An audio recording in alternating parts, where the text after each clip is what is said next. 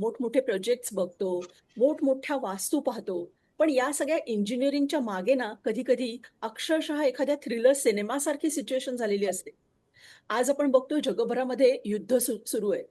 कल्पना करा, की डोक्यावरती मिसाईल्स घुंगावतायत आणि खाली एखादा मोठा प्रकल्प उभा राहतोय. अशा वेळेला काय होत असेल? किंवा कधी-कधी एखादा काहीतरी पूल बांधतोय आणि त्यावेळेला काहीतरी नैसर्गिक आपत्ती आली आहे.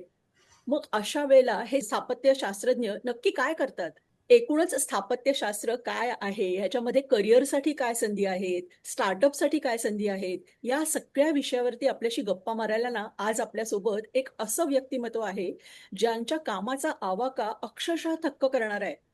ज्यांनी इंजिनिअरिंगची मोजमापं ही फक्त एसी केबिनमध्ये नाही, तर इराकच्या रणधुमाळीत, ओमानच्या वाळवंटात आणि मलेशियाच्या हाय-टेक मेट्रो प्रकल्पात प्रत्यक्ष मोजली आहेत.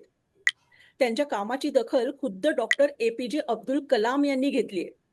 असा 35 वर्षांचा प्रदीर्घ अनुभव असणारे स्थापत्य सल्लागार आणि लेखक श्री प्रकाश मेढेकर सर. प्रेक्षकांना माझ्या या जागतिक महिला दिनीच्या शुभेच्छा.